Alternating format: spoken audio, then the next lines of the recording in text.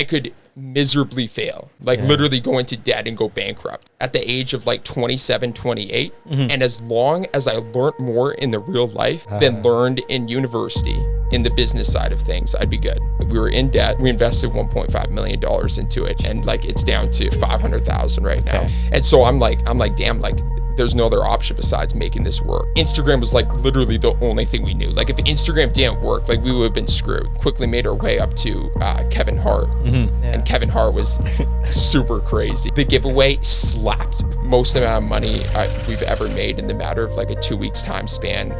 We walked away from it with 600,000 US in profit. Money has thresholds of like how sick it gets. The nanny, like getting a full-time nanny, once you get to that, you've made it. I literally can't stop. And so my only option really is standing still or excelling.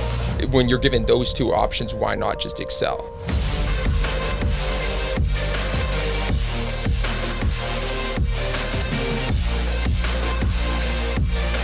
Welcome back to Tool for Rise podcast, aka the #1 podcast in Winnipeg, where we document the rise, stardom of Winnipeg's talent and personalities. Sure. Right now, we're trying to beat the city of Winnipeg. Just to let you guys know, the city of Winnipeg has 4,000 subscribers, and I think we create better content than them, so just subscribe. Let's go. Just start beef with the whole city. Let's bring on our guest for today. He's the founder and CEO of High Key Enterprises, who's worked with well-known people like Lil Baby, Cardi B, Rick Ross, much more. He's a true definition of a Winnipegger who's made it out and made it to the big stage. Please welcome Luke Lintz. Big man. Let's go. Round of applause. Thank you guys. Glad to be here. You're a big man with big stature and big achievements. Yeah. We got to take it back. I know you've been on podcasts before, so we don't want to do those guys disservice by repeating your story, but give us a brief history on who you are. Like, you're High Key. You and your brothers have created an empire that is going to get bigger and bigger. It's on the rise. Yeah. Where did that start, my friend? Oh, man, where's it you start? You got to go way back. Where does it start? I appreciate the applause and everything, but it started in high school. I went to Kelvin High School, since this is a Winnipeg podcast. Got shouted Those guys out. know, yeah. And it was in grade 10 going into grade 11, and we started this e-commerce company called High Key Technology. And so we were selling like consumer electronics, and we started off with selling wireless earbuds. This was like before Apple AirPods was in, before like Samsung Galaxy Gear Icons, and like we sourced them from China. And we basically like bulk ordered them. We did like what was white labeling, not drop shipping. So like we put a logo on it, put a High Key logo on it.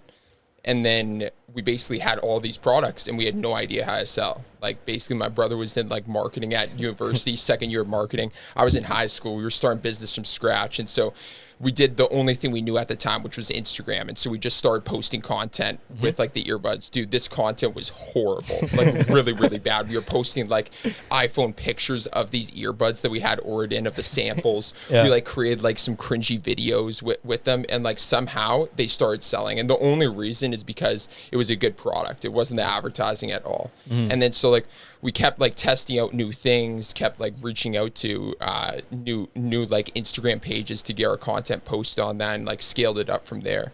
And like before you knew it, like we scaled it to 7 figures in revenue when I was still in high school, and I was feeling like so cocky. I was so on top of the world, and it was good, but the profit was horrible. Like with product-based business. Have you guys ever done a product-based business? No. But we know the back end. The back end. Yeah, product-based businesses are a struggle. Like you got the marketing costs, you got the fulfillment costs, which include like the cost of goods sold, like so like the product costs, the shipping costs, the warehousing costs. Like literally the amount of costs that go into it is crazy. At the end of the day, we made 7 figures of revenue, which is some wild number, but we took home 5% of profit. Like it was horrible. 5% of profit split between 3 business partners. And so like still really cool. Like if you break it down, still really cool in high school, but it just wasn't.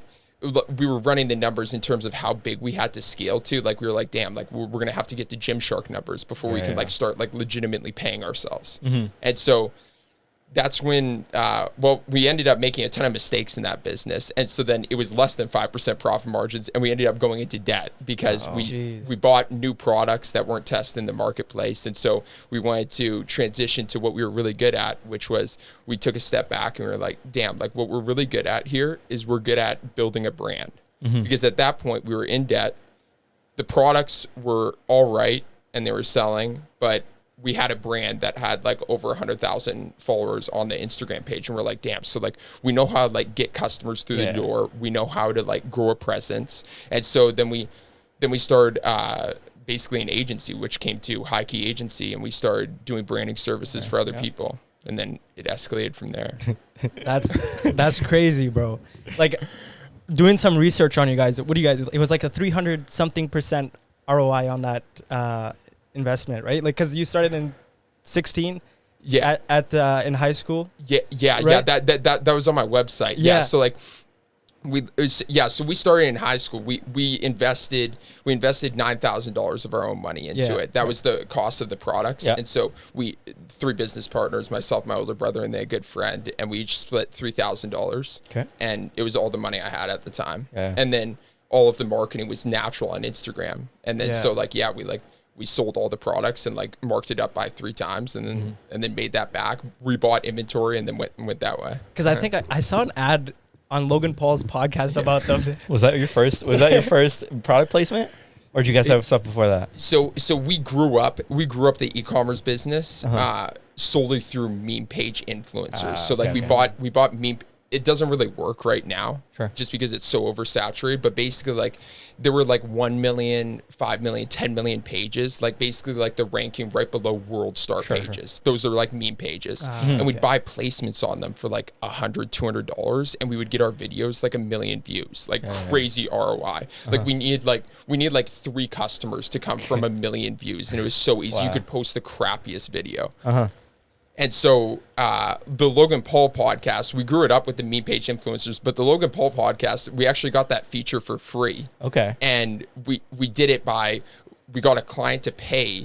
This is after we started the agency. We got a client to pay for sponsorship on the podcast. And it was a double sponsorship where we took ours for free and then got him to pay for like both of them.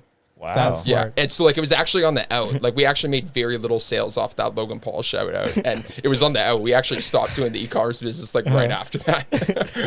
That's what broke it down. You're like, okay, I'm done now. But even growing a e-commerce platform is difficult. Even, the 7 figures or however much you guys grew it to, that stuff's not easy. People struggle to get one sale. Why do you think yours took off the way it did? Or what was it about yours that you thought was different? Good product. Okay. Good product was number one. Like, you can't do anything in e-commerce without a good product.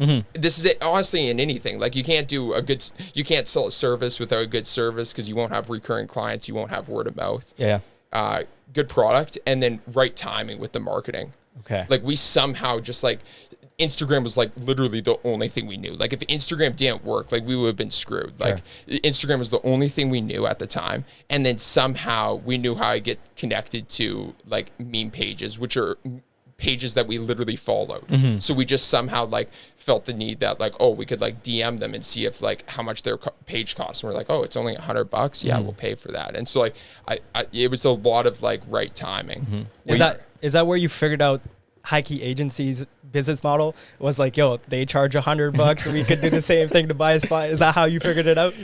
So the High Key Agency business model was like, we knew how to grow the brand from like buying these meme page influencer shout outs and by posting good content to grow a following. And so we're like, I wonder if we could replicate this on people in an industry that have a much higher ROI than this e-commerce company. And so like, for example, like our first client who turned into our business partner in High Key Agency was a real estate coach.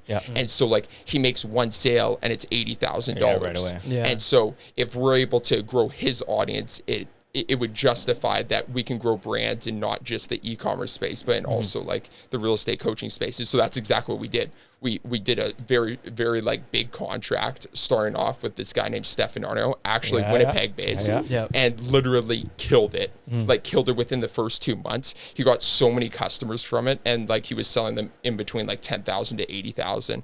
Helped his Facebook ads, and he was basically like our testimonial that we were able to show to all these other clients. Is there a story behind that? Because we've had Adam and some of the other guys that you've known, Shiraz. Is there a story about you guys in like a restaurant and someone Yeah. There's actually it's a pretty cool story. So we were at Stella's. Okay. Yeah. And it was myself, my two brothers, who are my business partners now. And my older brother's been my business partner forever. My little brother recently came on, and then our mom. And right behind us is Stefan Arnio, talking with his marketing girl or whatever, and he's just on his marketing girl, and he's like, damn dude, this marketing team that we have currently, horrible, literally they have to go. And my mom's just over listening to their conversation. And then when Stefan gets up and is about to leave, my mom is like, hey, excuse me, sir, I know that you were talking about social media. And then he's like, yeah, I was. Well, my two sons are actually unbelievable social media marketers. So your mom was the free hype man, literally like a business wingman. And then she, and then Stefan's like, how old are you, to my older brother? He's like, I'm 21. And then he's like, how old are you? I'm like, I'm 18. He's like, perfect. He writes down his number. He's like, give me a call here and pitch me. Yeah. And then so this was a whole new level, because we did the e-commerce space. We've been doing decent, have no idea if I can market for a real estate coach. And so, put together a pitch and then ended up closing him. Man, what was that process like? Learning the business, then going out pitching, you guys were and then finally building your company, man. Dude, how I have to say it is, it was a constant learn in progress. It was literally every step of the way, which was really cool. It only stopped being this about a year ago. Basically, when we moved to Puerto Rico, it stopped being this. But all the way up until that point, every single thing that I was doing was constantly learning. While I was doing the task, I was learning about it. So for example, I told this dude that I would make him a pitch for social media. I have no idea how I make a pitch. And so I'm watching YouTube videos about how to make a proper social media proposal. And I'm basically looking up templates on Law Depot for a proper social media contract, copying that, and then writing it up, and then and then sending it over, basically seeing what he says, and then tweaking it for the next one. Were you guys jumping? What was the reaction when he leaves and you're like, oh, now we actually got to do something? Yeah, it was cool. It was exciting, man. It was exciting. Yeah. Because he agreed to it for a 3-month contract, and he's like, let's test this out. Yeah. It was kind of like a luxury of no other options opportunity, because this is when High Key Tech wasn't going too well in terms of the e-commerce side of things. And so we were kind of in debt pretty much. And then we have this one social media client who's paying us, he was paying us $5,000 a month for 3 months. Okay. And we were handling everything. We pitched him literally the moon, handling his YouTube, Instagram, Facebook, everything, all of his content. And so I'm like, damn, there's no other option besides making this work. And so I was just working 16 hours a day, on his content, just trying to figure out what we could do, looking at other people in the space of real estate, seeing what they're doing. Yeah. So were you guys production, going out and filming this, or you're just sitting there editing or just running ads on his YouTube stuff? And I was straight dude, I learned everything. So from High Key Tech, I was literally video editing and doing the videography for High Key Tech. I took that into Steph and stuff, and I was literally the one filming him with our DSLR, and I learned a ton of stuff about that. And then editing myself with Adobe Premiere, and I didn't know how to hire contractors at the time, and so it was crazy. So just you and your brothers, or your business partner? It was me, Jordan, and then our good friend at the time. Okay. So you got one. What was the incentive to be okay, now let's do more of this? The incentive was that Stefan literally was you guys are good. Okay, and so it was a third party reinforcement. And then he's like, I want to refer business over to you. And we're like, wow, he wants to refer business. What if we outreach for business on our own? And then, dude, from that point, once we found success with Stefan, we were we could replicate this across everyone. And then we literally just spent so much time on sales and hiring, and that was it. So we hired our first employee at and then we kept hiring. Yeah. Bro, that's like a dream come true kind of thing, eh? Yeah. What was that feeling like, man? Now you're people wanting to come work for you. Now you're building the team. You're building a brand. What was that process like, and what did that feel like, man? Oh, dude, that's a good question, man. No other podcast has asked that. We've done our research. The feeling was the feeling was pretty cool. Like it's just you guys, you four, right? Yeah. You guys don't have anybody else Just working? us. There'll be a point in time like when you guys like get brand sponsorships that you guys will like maybe hire an employee or like hire some contractors. I found it really, really cool because I was able to start switching my mindset. My mindset was always like, my time is going directly into this, which is making like this amount of money. When like you have to get out of that when you start hiring. Sure. And like I didn't care about that anymore. And I was more like, how can I get off the low dollar per hour activities off of my plate so I can escalate my thinking and my idea generation to the next level. So like the first thing to go was video editing. So like I literally got a contractor for video editing right away. I loved it. I literally loved it so much. It was such a creative thing. And like that was just something I loved, the journey of building it, but it wasn't something that I knew I was going to do forever. For people who are videographers and video editors, like they like love it and passion. Like you can scale that up so high. And it's literally just about like what you love doing and what makes you happy. That's what it is at the end of the day. Sure. I've talked with billionaires literally at dinner and I've asked them straight up. I love asking questions to people. I ask them straight up and I'm like, dude, like what's the meaning of life? Like what's it all about? Like you literally stress yourself out and you're 60 and you're a billionaire. And he's like, man, like, you're a happy dude, Luke. Like, isn't that what it's about? Isn't it just about being happy? I'm like, damn, like that is like, it's literally just about finding happiness and like whatever you're doing, because like what you're working on is like what you do for the majority of time. Sure. But what about the saying like more money, more problems? Like if you're a billionaire, right? Like you're going to have a lot of problems, bro. Right? It's true. More money, more problems. But money just, have you guys ever seen Alex Hormozy? No, I haven't heard of him. Dude, Alex Hormozy, crazy influencer in terms of he's like the realest business influencer that's popping up. If you guys want to learn about some crazy business stuff, this is the only dude I'm listening to on social media right now, because he's literally talking for companies that are trying to take their business from like 8 figures to 9 figures. And like, that's what we're trying to do. Yeah. And so he's done it himself, and he's literally just documenting his entire process of how he's done it. Damn. And so what he said, the reason I brought that up is because he said more money, and once you reach a certain point of money accumulation, is that it only takes away money problems.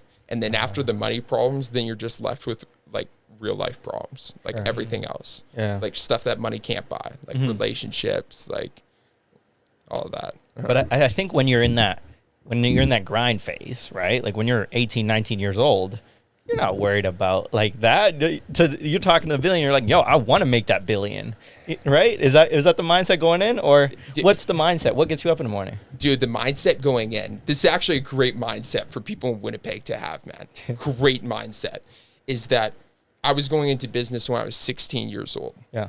And so the mindset that I had is that all of my friends at the time are going to be graduating Calvin and then going to university afterwards. And then the average person is going to be spending 4 years in university and then might not even know what they want to do and might have to do another degree for another 4 years. And so I'm like, damn. So I could miserably fail, like literally go into debt and go bankrupt. Like I thought like to the extreme, I could go in debt and bankrupt at the age of like 27, 28. And as long as I learned more in the real life than learned in university in the business side of things, I'd be good and I'd be better. And so like that's how I did it. Like that's why I was able to like just like take crazy risks. Like the amount of risks that we took were unbelievable. Like putting so much money on the line, and we've lost a crazy amount of money, but that's where it comes from. Is there a particular moment that really stands out of losing money? Yeah. So we invested into this cryptocurrency that we really believed in. Okay. And we still do believe in it. It's called DSO, if you guys. Yep. Yeah. Decentralized social media. Yeah. Stands for decentralized social media. We got put onto it in March 2021. And it's the DSO protocol. So like it's basically like an idea where it's a layer 1 blockchain, if anybody knows cryptocurrency, but it's a layer 1 blockchain where basically like it's the blockchain for all decentralized social media applications to be built off of. Like that's their like kind of pitch and stuff. Yeah, and so like basically decentralizing ownership of your content and decentralizing like being able to invest into other creators. Like it was an idea where like we're in the social media space every single day. I'm like, damn, like this is too good to be true. Sure. It might be too early Sure. and for like a general user base, but like this idea is too good to be true. And the amount of investors, like very large scale investors in it, Winklevoss twins, Sequoia Capital, like massive real estate investors in it. I'm like, this is just a perfect opportunity. So like we aped into it and we just kept aping in, and like we invested $1.5 million into it, and like it's down to about like 500,000 right now. But yeah. But you believe in the project. So, we believe in the project. Yeah. Right. It's not like you just dump your money in. Yeah. I don't want to put out any names. But yeah. like, And we know the founder. Yeah. Okay. We've connected with the founder. We've been to his house. Sure. We know that he's a very genuine person, and like we know some of the other large scale investors in it. So like it's not like we're pulling out the money. So you go from getting these guests, right? Like these business partners, to getting people like Lil Baby, Cardi B, is the baby today? Offset, the baby, you know, like crazy names. What was that feeling like when you like got that first artist, man? That's like heavy hitters, man. Yeah. So we had the agency. Yeah. And the number one problem of our agency clients, we were doing all their social media management. The number one problem was they were coming to us and they were saying, we're not growing enough on our Instagram. Damn, like, yeah, like we're posting good content. You're growing like a couple hundred followers a week. Like, but you guys are wanting to grow tens of thousands. You're wanting to get over the 100,000 million followers. Like we get it. Let us find a way. Yeah. And so my older brother started reselling giveaway spots for, at the time, there was no such thing as Instagram giveaways. Okay. And so there were like a couple of miscellaneous giveaways with Supreme Patty. And he was selling like 10K follower packages, basically like doing crazy videos and giving away like $10,000 cash, doing 10K, the 10K followers. And so Jordan started reselling spots for him in the Supreme Patty, and they ended up selling like 20 to 30 spots per giveaway. And I'm like, dude, like, let's just run our own at this point. Like, you're literally selling out their entire campaign. Like, these are sponsorship spots. Yeah. So basically people buying in and sponsoring the giveaway, and then they're on the follower list. So like when Supreme Patty is like, yo, I'm giving away this 10K, all you gotta do is go over here and follow everybody that they're following. That's the sponsor list. Okay. Yeah, and so I'm like, dude, we could just keep run these ourselves. And then we're like, yeah, let's do it. And so we accumulated all of the, it's like a snowball effect. We accumulated all the influencer connections that we had from the e-commerce days that we were paying like influencers and stuff. Yeah. We accumulated all of them and ran like our first giveaway, which was like with 10 influencers. They weren't really celebrities. The biggest one was Bad Baby, like the girl on the Dr. Phil show. Oh, okay. Yeah, Cash Me a Sad. How about that? Yeah. And the giveaway slapped. Got 100,000 followers. It made a huge name for us in the industry. Other people started coming up to us, and it was huge for us that we hit that. All of the people who bought into that giveaway were like, when's your guys' next one? And so we literally had a full roster of clients, and we're like, damn, like now we can afford to pay a bigger dog. I forget who the next giveaway was, but we quickly made our way up to Kevin Hart. And Kevin Hart was like, dude, that was when I was like, oh my God, that's super crazy. It was during COVID though. We were supposed to fly down and see Kevin Hart like in person. Like, he's my favorite comedian. I'm like, dude, this is gonna be so it's gonna be so sick. But I was stuck in Winnipeg, and so we didn't make it down. But the campaign went so successful. Most amount of money we've ever made in the matter of like a 2 weeks time span, and just that was another feeling of like feeling on top of the world there.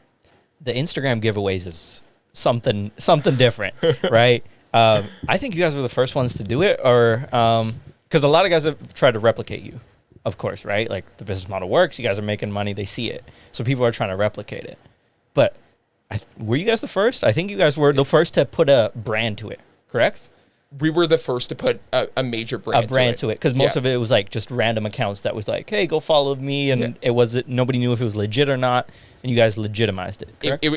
It's really good that you said that, because there were other giveaways in the space, but they were, for example, like Little Pump did a giveaway, and it was like, go follow at Little Pump giveaway. Yeah. And then they would do that, and then they would delete the page afterwards. Literally made the entire industry look like a scam. Yeah. And so that was a conversation we literally had at the beginning. We were like, damn, like a major way that we can set ourselves apart from this is by doing what we do best and building a brand around it. And like that would only benefit it, because then everybody who's following it and like the email list that we create are all like from the previous giveaways. And so like our clients are getting all the value of not only the celebrity, but the value of our brand and the value of all previous giveaways, like to come and enter that giveaway. Yeah. And so it made sense. Yeah. So you're building these brands, right? And you're getting these instant followers. But do you think it's all about the followers, or is also like engagement? Because we believe like get that engagement up, and even if you have 100 followers, if you can sell them $100 per 100 followers, you're making money still. Not high key money, you're making money, right? So where's that balance between followers and engagement? Dude, these are some stellar questions, man. Number one in the city, bro. Stellar questions. So the difference is in terms of like engagement versus like followers. So that it's basically like what you're going for with, if we're talking about Instagram specifically, there's different stuff about every single social media platform. But if you're talking about Instagram specifically, it's about what you're going for. So like our client base and the people who we target are top 1%ers. So like they're literally the top 1%, whatever industry, cosmetic surgeons, coaches, dentists, real estate investors. And so like they don't make money necessarily off of like their engagement. Yeah.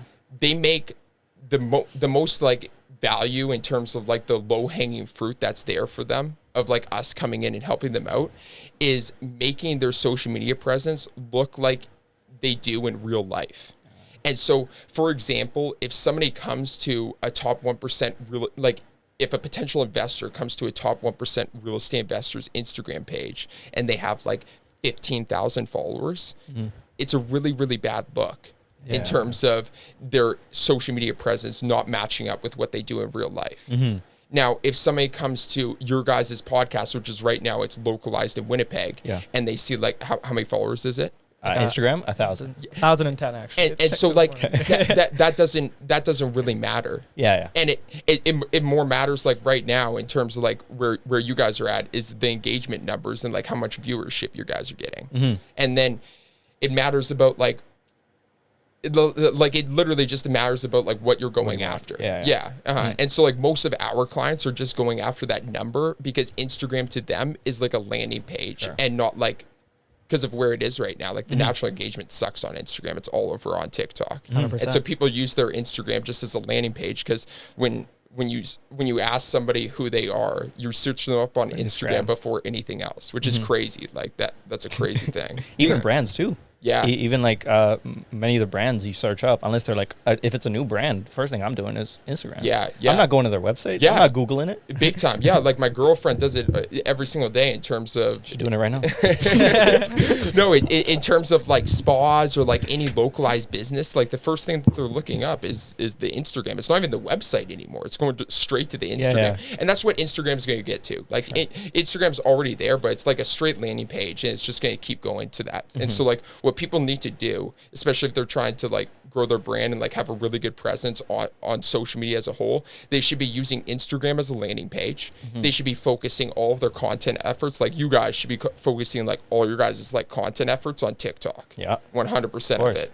And then you guys should be growing that up, and then once it's at a certain point, then you can liquidate the TikTok people over to I would liquidate it probably to your podcast, but or YouTube, a longer form piece of content. And then once they go your longer form piece of content, then they'll come back to your other channels like Instagram and stuff. The whole argument about like, because we had this conversation as well, right? Like the argument between engagement versus followers. I think on Instagram, like you said, the clients that you have, they want that million. They want that blue check. Right. So when people, it's like, I don't know where I heard this, but I heard this somewhere. It's like if you're at like an outlet mall and there's a whole bunch of people waiting outside a store, there's a line outside the store, you're more likely to be like, oh, what's that store? Versus if the product might be worse, whatever. But I think Instagram is becoming the same way in terms of oh, this person's got 1 million followers. This person's probably important. Is that where you see it's going? 100%. Right? Yeah, 100%. And then with the engagement thing, like, you can't do too much on Instagram to increase your engagement numbers besides like posting extremely good content. And then there's sometimes like for our clients, we have like, we have massive Telegram group chats for engagement, like of one of the engagement groups have like 60,000 active US people. And so we do some like small engagement packages for Instagram, but those are people who just like want to up their engagement numbers. That's not like a really common thing that we do. Sure. So you funnel them in. How do you generate the leads? Do you guys follow on that as well, or? Yeah. So in terms of like how we're generating leads right now. Yeah. So they just come to you. Dude, this is really cool, man. This is really cool. I've never got into this. So basically, since we started High Key Agency till the end of last year, how we grew up the entire business, we're an 8-figure business now. And so how we got Congrats, respect. How we got up into that point was literally just with myself, my older brother, and my younger brother selling 100% through the Instagram DMs. Jeez. I know. What's your screen time looking like? Jordan's screen time was, dude, for a period of 3 months, his screen time was 14 hours a day. Jeez. Yeah, no, it was unbelievable. And like he averages like about 10 hours a day minimum. I assume so, yeah. And so like it was literally all through the Instagram DMs, and then Instagram DMs open rate started lowering at the end of 2021. Okay. And so what we did is we were like, damn, we have to make a transition because we literally are at a pretty cool point with our business, but we only have one really big lead in source. And so I'm like, damn, like we need to hire a sales team. And so I'm not sure if you saw like my stories recently, but like over the past 2 months, it's been like straight like want to join the best sales team. Because you're hiring. Yeah, I'm going full out hiring like a crazy sales team. So now we have a cold calling funnel where people are calling a list of leads of our potential clients, literally calling them with a script like out of nowhere and being like, yo, dude, like, and we have the entire script. And then we have the Instagram DM funnel. Obviously we moved that over to Instagram DMs, Facebook DMs, and Twitter DMs. We started running Facebook ads, started running TikTok ads, and then we have a structure where they're all coming in through getting a peaked interest in our service. So we're piquing their interest somehow. Like TikTok ads we're talking about want to get verified. On Facebook ads we're talking about want to get featured in USA Today, want to have high level press. On Instagram DMs it's very custom. And then we get them to where they want to book an appointment. We book the appointment with our setter and appointment setters. They qualify the lead, book it to our closer closes them. How many people you got work for you? What's the team? On the sales side of things or like total? Let's do total. Do you have a number? Man, I don't have a number. You don't have a number? Maybe 45. Jeez. Damn. That's crazy. Impressive. Not all full time. Sure. Yeah. Maybe 20 people full time. Okay. Wow. Do you ever take it low key, bro? Like, you see it? Dude, our original name of our company. You like that one? Our original name of our company was going to be Low Key, and so like we had this drawing of the key. We had it like this. We had it like this, where it was Low Key. This was the original logo. And then we went to Manitoba registry office all in person. Myself, my older brother, and then our good friend. And we went in there, and I was like, dude, like we're trying to trademark this and get registered for Low Key. They're like, oh, sorry, it's taken. We're like, damn. So we went back home and we're like, it's over. Damn, it's over. So we spent so much time on like thinking about the name, and then we're like, wait, like we're not Low Key. And then it was hilarious. Like we literally like did a thing in the movies where we were like, wow, we can just like move it. We can just like move it around, and then it's High Key. And then so we went back, and then we asked if High Key was available, and that was. So then we just rode with it. And then it like kind of worked. Like Low Key wouldn't have. Damn, bro, that's hilarious, man. Okay, so where are we going with that? The reason I asked that is, do you ever keep it low key? Is like, man, you guys are running on like 4 cylinders, full out like every day. Is there ever a moment where you're like, man, I gotta take a break? Like life's getting Life's good, eh? getting crazy. She probably wants Like, that, eh? man, where do you feel content? Like, would it be Drake, or would it be like Justin Bieber? would it be like 100 mil? Like, I know you guys want Justin Bieber. Dude, this is like, damn, this is hard. So, it like comes in waves. It comes in waves, and it comes back to like major goals and like what you actually want of life and like the happiness and like where like all balances out. And I don't know that my answer to this would change about like where I'm at in terms of like the business and like how much work I'm doing. Right now, I feel extremely overloaded. And like I tend to do this to myself where I put like way too much on my plate. And then I get to a point of being like so overloaded and having to transition to either like hiring a lot of people at once, which makes me even more overloaded because then I have to onboard them, train them up, and then delegate the services to them, because we're at a stage where like every single person I'm hiring aren't for minimal tasks anymore. It's for like very high level tasks where a lot of training and a lot of hiring process go into that. So I'm at a stage right now where I do want to definitely lessen stuff off of my plate, but I think that there's no way of avoiding it when you're trying to scale up so big. Like you only can scale with being uncomfortable in certain situations. Like it's never going to be comfortable to scale. Yeah. Like everybody would start a business. Everybody would scale a business if it was completely comfortable, if it was easy. And so, yeah, right now it's like I do want to lessen stuff, but in the grand scheme of things, like if we talk about like goals and stuff where I want to get to, I'd love to hear your guys' goals too. Sure. But like just a quick share of my goals is I have a vision board that I drew out, and I got it painted in a 8x4 foot painting. Okay. And it has a private jet on it, a massive yacht, like a really massive yacht, like a mega yacht. Like, have you guys seen Jeff Bezos' yacht? Yeah, that exact Yacht that yacht. has a boat in the yacht. It's crazy. Literally. And so those things, I'm not a materialistic person. I do like materialistic things, but I use them as like milestones. So like the jet is like one milestone I want to get to.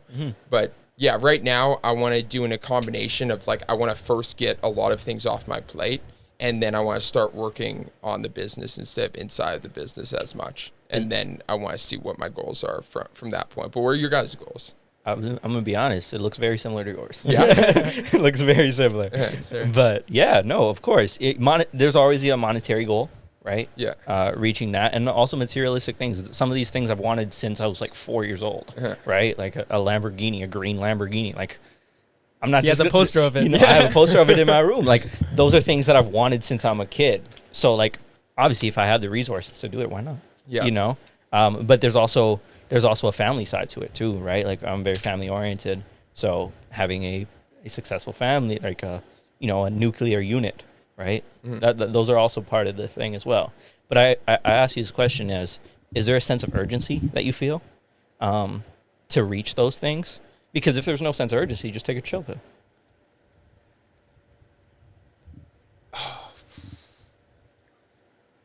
It's damn that's a good question. These are questions that like I ask myself sometimes, and I get stuck on. The sense of urgency is like I'm definitely patient in a lot of things. Oh dang. We stumped him, bro. Yeah. You wanted an intro clip. We got you an intro clip. This is a great question. This is a really good question. Like, Why keep going? Like, is it competitors? Are you scared somebody's gonna catch up to you? Is it or is it always like life in general? being 1% better, or like? Is it the fear that it might be you might not make it? We don't want to go that dark, but like, Dude, I want to keep going, and the reason I keep going is because, like, I'm at a point now where I can't stop. Like, there's too many people that depend on me. Like, you asked me how many people work for me. Like, it's literally like, if I stop, like, I'm letting down so many people at this point. I literally can't stop. Like, there's literally no option of stopping. And so my only option really is standing still or excelling. And so when you're given those two options, why not just excel? Yeah.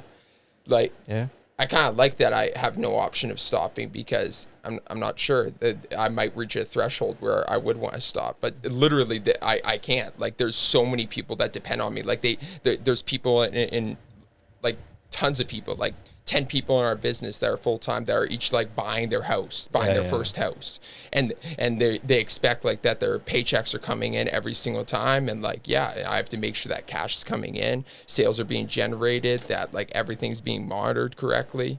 Yeah. From a leadership perspective and a leadership point of view in business, how do you continue to motivate your team to believe in that high key vision? See, that's easy. That comes natural. Like, that's probably hard to some people, but I'm a very outgoing person. I'm a very like enthusiastic person. I'm very happy all the time. And so like I'm naturally, that's been a natural gift of mine, where I've been able to like elevate people. Like, I've never been like a good speaker. I actually had a hardcore stutter as a kid. And so I had a hard time speaking. Sure. But yeah, I feel like a leadership role has always been like good to a certain extent, especially in like the motivation category. And motivating the team. But you enjoy this stuff, right? Does Love it ever feel like work? Like, is it, you continue going because I would assume you enjoy it. Or does it get to a point where you don't enjoy it and you're just doing it because it's a routine and you have to work? I enjoy aspects of it. Okay. I enjoy, and that is actually, that's great. That's actually one thing that I am always striving for, where whenever I'm taking a step back and looking on the business, I'm always striving to take out not only the low dollar per hour tasks, but take out the tasks that drain my energy, and take out the tasks that I don't like doing.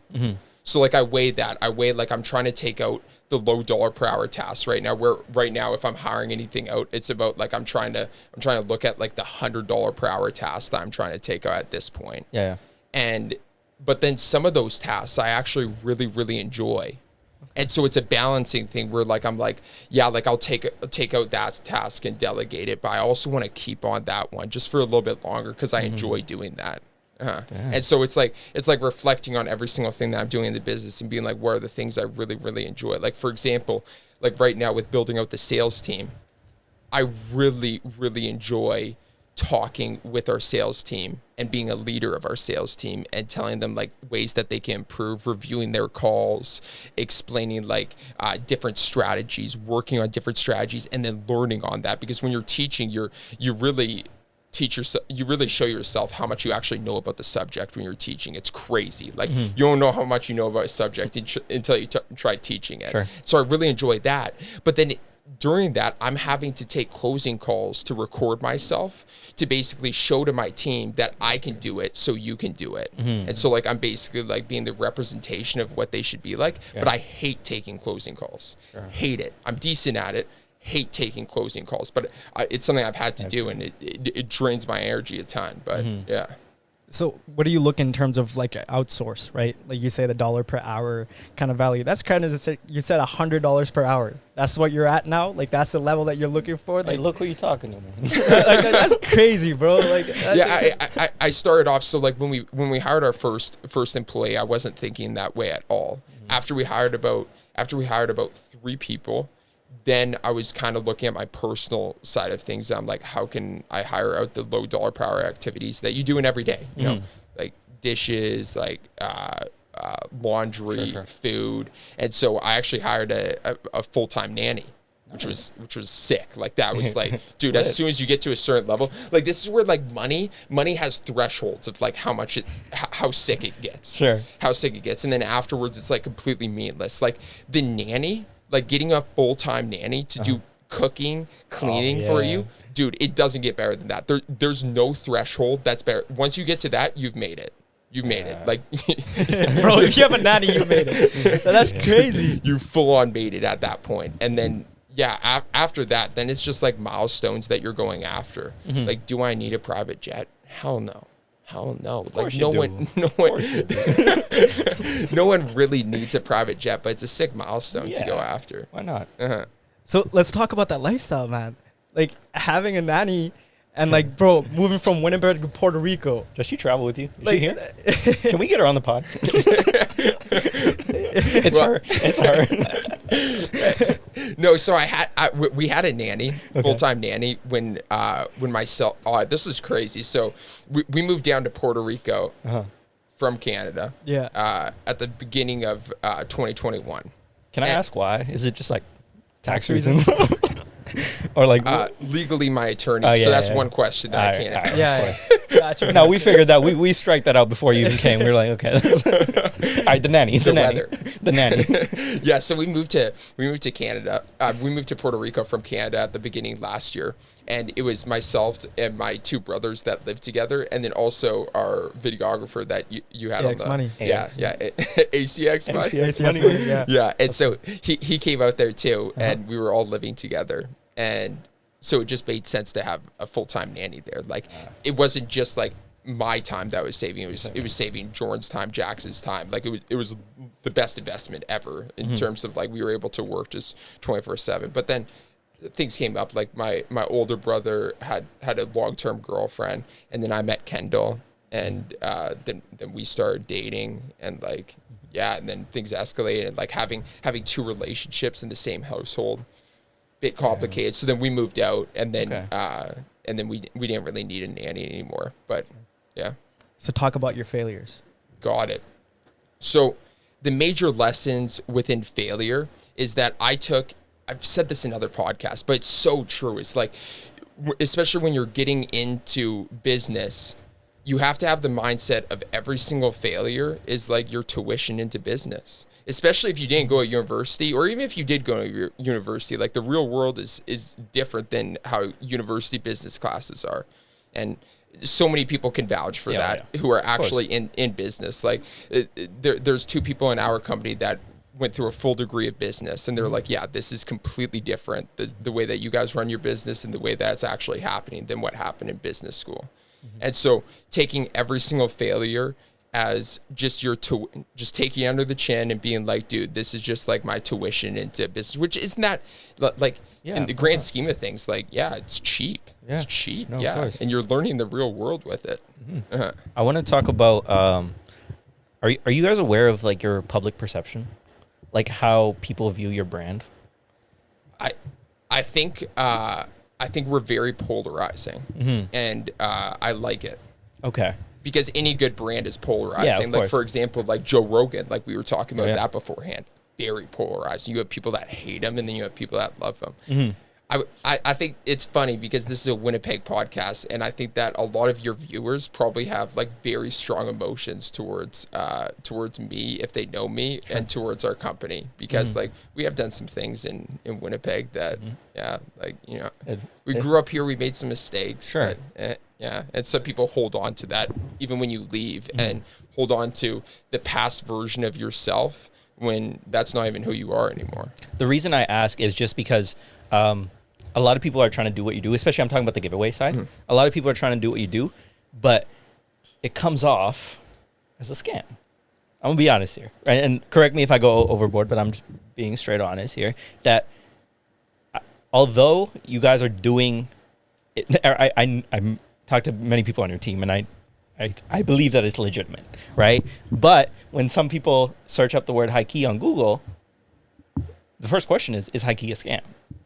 Do you guys know about that? Like, I assume, obviously, you know about that. So what is it like convincing those people? Or you don't even have to convince them necessarily, but that's the idea. And especially in the space of giveaways, because giveaways started with like giving away cash, correct? Like, Instagram banned that. Why? Yeah, so Instagram banned I actually don't know the reason why Instagram banned giving away cash, but how we found out that Instagram banned giving away cash is because they deleted our verified Instagram at High Key Clout. Sure. Dude, that was a horrible time because business was booming, and then boom, just out of nowhere, at High Key Clout goes down, and we're like, dude, and we had no idea why. Yeah. And like, if you understand the value that we put on these Instagrams, like at the time at High Key Clout had about 600,000 followers and was verified, we invested probably about $100,000 into that Instagram. And so we valued it, just that Instagram, at about like $250,000. Okay. And so that by that going down, like we were like, oh, dude, Yeah, you this is really rough. And we had no vendors. Like, we have so many connections at Facebook, like Facebook employees. We have so many vendors at Facebook, and we couldn't get it back for the life of us. And it was gone. So for the next 3 months, we were running our giveaways on at High Key Agency when it's a completely different business. And so it was hard doing that. But do you think Instagram took it away because you're not really cheating the system? Like, you're doing everything normal, but Instagram wants that authenticity, I believe, right? And with people buying into these spots, it sort of plays on their terms and conditions. Like, do you think Instagram's ever going to catch up to you guys and be like, oh, you know what? Maybe let's not do this.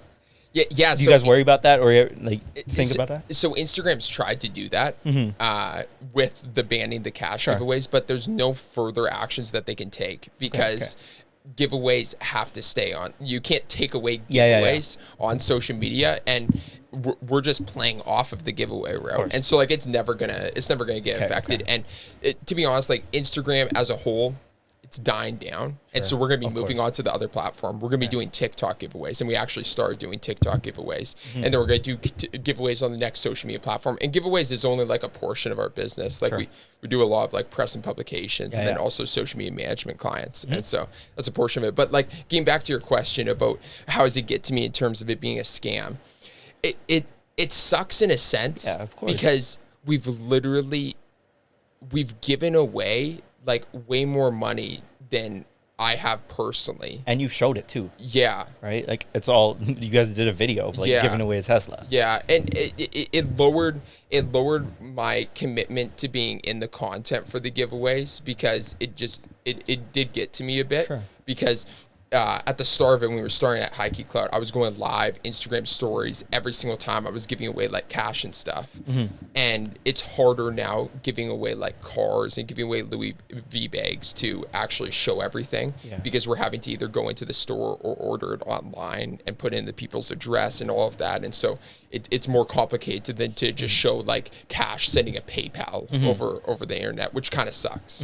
And to clarify, I'm not coming at you guys, but I think there's other companies that like will use your name and likeness to do those scamming things, which in terms hurts you guys. Even if you guys are doing it legitimately, which I believe you guys are. And so it's not like you; it's everybody else who's trying to take your name for it. So there's literally thousands. Like if you search up High Key on Instagram, there's literally thousands of fake accounts. These are like Indian accounts, basically like outreaching to our followers, like saying, "Yo, you just won this prize. All you gotta do is send $100 Cash App to here." People get scammed by that all the time. To be fair though, like if you're getting scammed by that, like it really sucks, but it's kind of a wake up call because like it means you didn't do any research on it. Like we literally have spent hundreds of thousands of dollars getting all of our pages verified with all of the press that we have and like actually being credible. And so it's kind of their fault for not searching up. Like, but it reflects badly on you guys. It does reflect badly on us. But at the end of the day, it comes back to just ethics and like yourself, like because you're with yourself at the end of the day. Like I'm not with any of those people online, and with myself, I know that I'm legitimately giving away all of that money, and I feel really good about it. And we're going to continue to give away money. Like we've literally given away over $2 million in the past 2.5 years. Like $2 million of cash and prizes, dude. That's more money than I have personally. Like not the company. Like personally, I don't have 2.5 mil. It's a big number. Let's talk about social or press presence. Like you mentioned that a couple of times.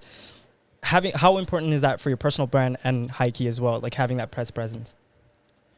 For us, it was huge. For us, it was huge because we were in the social media space and in the branding space, and so our entire presence, which obviously includes Google, because the next place that people search you up on Instagram is Google. 52% of customers search on Google before making a purchasing decision. And so it's massive for a credibility standpoint for us. But again, this comes back to like where you're at, what industry you're in. Not everybody needs press, and like it's a timing thing. Like for example, all localized businesses should have press because like everybody's searching up their business on Google.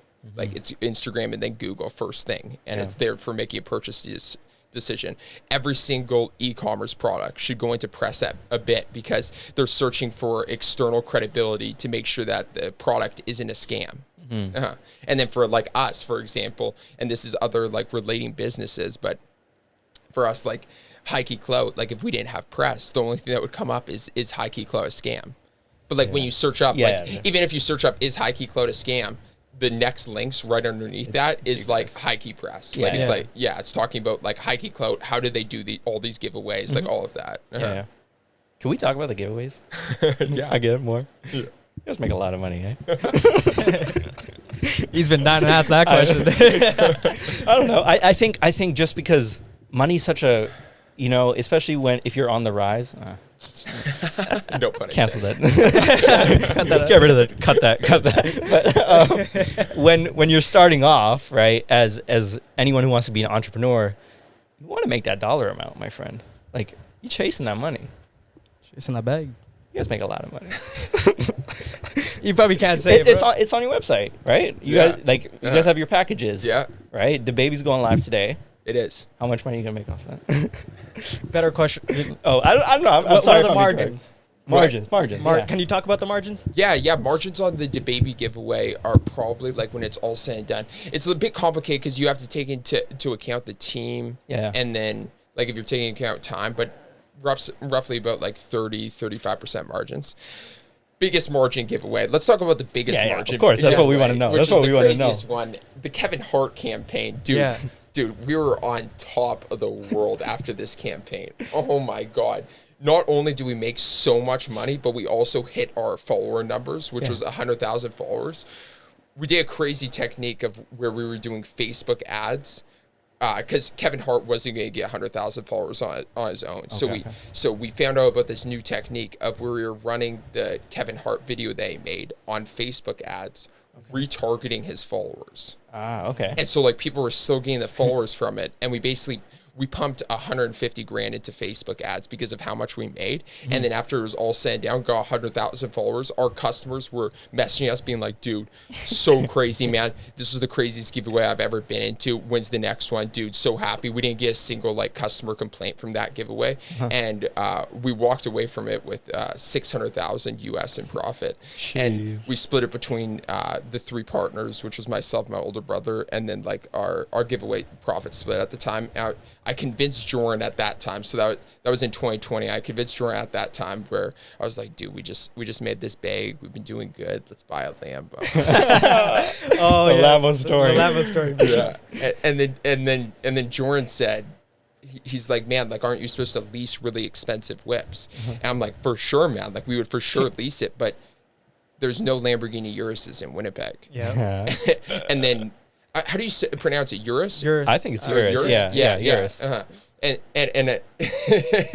Jordan's like, yeah, you got a point. And so I searched up leasing a Lamborghini Urus in Winnipeg, and the only thing that came up, and after I called a couple dealerships, the only thing is like you would have to go into Toronto because it was like the closest place to get a Urus, lease the Urus there, and then do some sketchy stuff of bringing it back to Winnipeg, but we wanted it full time.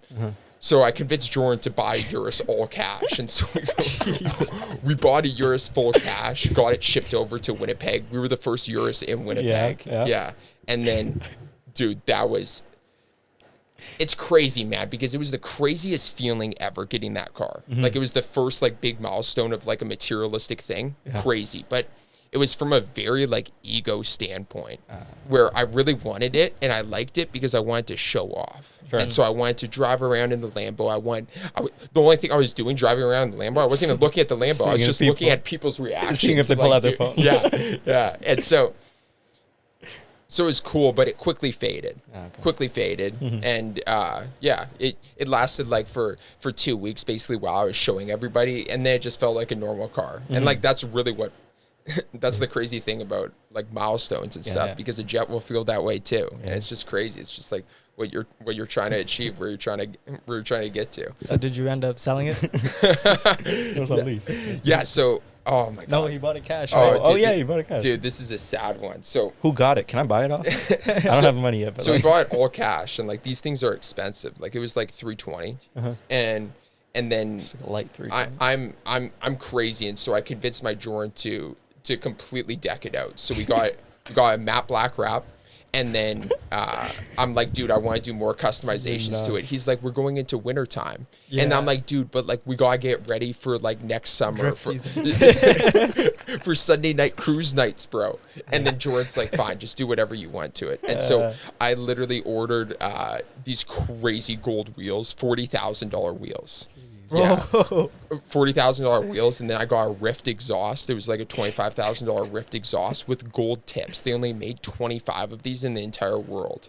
Gold tip Rift exhaust. It was supposed to boost up the horse to some crazy numbers. Normally like 650. Supposed to boost it up to 850. Jeez. Yeah, and then I was going to tune it, but I didn't. And I had these gold rims, this Rift exhaust, and it was during the winter time. And then we decided to move to Puerto Rico. And I moved to Puerto Rico. It all got put on. We worked with OSS Motorsports. They actually like. Oh yeah. They're sick. Yeah. They're super sick. Met the guy at Summer Sound. Yeah. I met the guy. Monik? Yeah. Yeah. Yeah. He's dope. Yeah. And so got all of these customizations done to it, but I'm in Puerto Rico now. I literally didn't even see it in person with the gold rims. I just saw pictures of Monik sending it to me, and he's like, dude, like this is crazy. He's like, I just took it out for a test drive. I'm like, what do you mean? Like, bro, like it's wintertime. That's my money. That's my car. Yeah. And so we're in Puerto Rico, and I'm like, damn, like I kind of want to send this to Puerto Rico. And so we looked at shipping it to Puerto Rico. Puerto Rico has a 40% luxury car import tax. So we would have had to pay like 160 grand right off the top, like literally just the taxes. And then we would have been driving around in Puerto Rico with this flashy whip. And like, it's kind of third world country. Like kind of. Okay. Yeah. I don't know. I've never been. Yeah. Like there's major areas where it's very Americanized, but then on the outskirts, like it's like people only speak Spanish. Oh, Yeah. Puerto That's Rico, crazy, though. man. Puerto Rico. Yeah. What's it like there? Puerto Rico's. You run into like people? Like You'll run into Logan Paul. Logan's down there, right? we actually we almost sold our Can-Am to Logan Paul. Nice. Yeah, we told him that we had a Can-Am and we didn't want it anymore, and then we drove over to his house, and then his dad test drove it with us, and he's like, dude, there's kind of like a rattling sound in here. We're like, no, it's all good. And then they didn't end up buying it. I mean, What a life. That's man. crazy. What a life. Any advice you can give to the listeners out there that want to replicate what you do, How do we want to end this off? or do anything entrepreneurial? Dude, I don't think people want to. I don't think people want to replicate what I do. If somebody's gonna replicate what I do, like it's not gonna be me telling them that, like, dude, you gotta really want it. Yeah. You gotta really want it. It's like Elon Musk said. It's like growing up a massive business. And I was telling Kendall this. It's that growing up a massive business is like staring into the darkness while eating glass. That's a good analogy. Yeah. But That's deep. But for what people should do is they should just like, well, it depends where they're at. But like if they're like just starting out, like if they're in college, like just trying out some things, like figuring out what they actually like find that's happy. Like so many people are in university where they don't even know what they want to do. Like I remember when my friends at the time were all like in second, third year university, I asked them like, why are they doing that? Like, why are they pursuing that path? And they're like, I don't know. Or they're like, my parents wanted me to. And then I just don't get that in terms of when you're young, you're able to take, like so many people still live with their parents and stuff, which is like the greatest opportunity to take the biggest risks. Like you're literally like outside of high school, or like in high school, all the way up until like 25, you can take the biggest risks with your life, like the craziest risks. Yeah. Like just go for it. Like go for the moon. Literally like take your dreams and like just start attacking it. Like 12-hour days and just start attacking it. And because if you wake up and you're like 30, like it's harder to take those risks. You still can, but it's harder. Like if you got a family and you're doing something that you don't like, that's hard. I agree. All right. On that note, I think this is a perfect way to end off the podcast. If you haven't already, make sure to check out Luke. We'll have everything in the description below. We're live every Tuesday morning at 11:30 a.m. on the UMFM radio station 101.5 FM. And until next time, peace. Thank you, Luke. Thank you. Thanks, guys. I Let's appreciate go. it. Wow.